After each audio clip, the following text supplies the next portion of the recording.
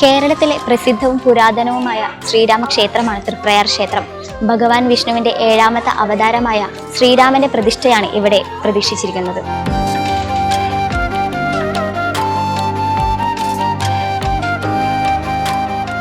ശ്രീരാമചന്ദ്രന്റെ വിശിഷ്ട പ്രതിഷ്ഠയാൽ പേരുകേട്ടതാണ് തൃപ്രയാർ ക്ഷേത്രം.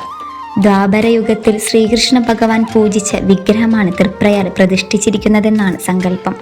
ഒരു യുഗത്തിൽ ദേവനാൽ ആരാധിക്കപ്പെട്ട വിഗ്രഹം പിന്നീട് കടലെടുത്ത് നദിയിലൂടെ ഒഴുകി ഇവിടെ എത്തിയെന്നാണ് വിശ്വാസം. പ്രസിദ്ധമായ നാലമ്പല ദർശനത്തിലെ ആദ്യ ക്ഷേത്രം കൂടിയാണ് തൃശ്ശൂർ ജില്ലയിലെ തൃപ്രയാറിലുള്ള ശ്രീരാമക്ഷേത്രം. കരുവന്നൂർ പുഴയുടെ കൈവഴിയായ തീവ്ര നദിയുടെ കരയിലാണ് ഈ ക്ഷേത്രം.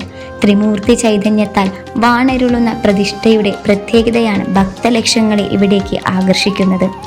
തൃപ്രയാറപ്പൻ എന്നും തൃപ്രയാർ തേവർ എന്നും അറിയപ്പെടുന്ന ഇവിടുത്തെ പ്രതിഷ്ഠയ്ക്ക് മറ്റു ശ്രീരാമ വിഗ്രഹങ്ങളിൽ നിന്നും ഏറെ വ്യത്യാസങ്ങളുണ്ട്. തൃപ്രയാറിലെ ശ്രീരാമ പ്രതിഷ്ഠയിൽ ത്രിമൂർത്തി ചൈതന്യമുണ്ടെന്നാണ് പറയപ്പെടുന്നത്. ചതുർബാഹുവായ വിഷ്ണുവിനെയും ശൈവ ചൈതന്യത്തെയും ബ്രഹ്മാവിനെയും ഭക്തർക്കതിൽ ദർശിക്കാനാവും. തേവരുടെ 4 കൈകളിലൊന്നിൽ ശംഖും മറ്റൊന്നിൽ സുദർശനവുമുണ്ട്. 3ാമത്തെ കൈയിൽ വില്ലും മാലയും കാണാം. ശിവസാന്നിധ്യമാണ് വില്ലിലെ സങ്കല്പം. ശിവപ്രതിഷ്ഠയ്ക്ക് പിന്നിൽ പാർവതി ദേവിയുടെ സാന്നിധ്യത്തെ സൂചിപ്പിക്കുന്നതിനായി പിൻവിളക്ക് കത്തിച്ചു വെക്കുന്നതും ഇവിടത്തെ പ്രത്യേകതയാണ്. വിഗ്രഹത്തിന്റെ ഒരു കൈയിൽ കാണപ്പെടുന്ന മാല ബ്രഹ്മചൈതന്യത്തിന്റെ ദർശനമെന്നാണ് പറയപ്പെടുന്നത്. ഉപദേവകളായി ഗണപതി, ദക്ഷിണാമൂർത്തി, ശാസ്താവ്, ഗോശാല, കൃഷ്ണൻ എന്നിവരും തൃപ്രയാർ ക്ഷേത്രത്തിൽ ആരാധിക്കപ്പെടുന്നു. കതിനവെടിയും മീനൂട്ടുമാണ് തൃപ്രയാർ ക്ഷേത്രത്തിലെ പ്രധാന വഴിപാടുകൾ. സീതാദേവിയെ അന്വേഷിച്ച് ലങ്കയിലേക്ക് പോകുന്ന ഹനുമാൻ ദേവിയെ കണ്ട മാത്രയിൽ ഉച്ചത്തിൽ കരയുകയായിരുന്നു. ദേവിയെ കണ്ടേ എന്ന ആ ശബ്ദം കേട്ട് ശ്രീരാമദേവൻ ഞെട്ടിയെന്നും അതിൻ്റെ ഓർമ്മയ്ക്കായാണ് കതിനവെടി വഴിപാട് നടത്തുന്നതെന്നുമാണ് സങ്കല്പം. തടസ്സങ്ങൾ മാറ്റാനായി ഭക്തർ ഇവിടെ എത്തി കതിനവെടി വഴിപാട് നടത്തുന്നു. മഹാവിഷ്ണുവിൻ്റെ ആദ്യ അവതാരമായ മത്സ്യാവതാരത്തെ ഊട്ടുന്നുവെന്ന സങ്കല്പത്തിലാണ് മീനൂട്ട് നടത്തുന്നത്. ക്ഷേത്രത്തിന് മുൻപിലുള്ള തീവ്ര നദിയിൽ അരി സമർപ്പിക്കുന്ന വഴിപാടാണ് മീനൂട്ട്. ഭക്തരുടെ അന്നം സ്വീകരിക്കാൻ ഭഗവാൻ മത്സ്യരൂപം ധരിക്കുന്നുവെന്നാണ് വിശ്വസിക്കപ്പെടുന്നത്. ഭഗവാന്റെ ആദ്യ അവതാരമായ മത്സ്യം പിറവിയെടുത്തത് തീവ്ര നദിയിലാണെന്നൊരു വിശ്വാസം കൂടി ഇതിന് പിന്നിലുണ്ട്.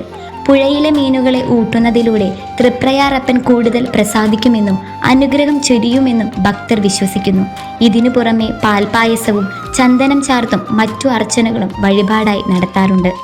അയോധ്യയിലെ രാമക്ഷേത്രവുമായി ബന്ധപ്പെട്ട് കേരളത്തിലെ നാലമ്പല ദർശനത്തെക്കുറിച്ച് പ്രധാനമന്ത്രി നരേന്ദ്രമോദി പറഞ്ഞതോടെ ദേശീയ തലത്തിൽ തന്നെ ഈ ക്ഷേത്രം ശ്രദ്ധ നേടിക്കഴിഞ്ഞു.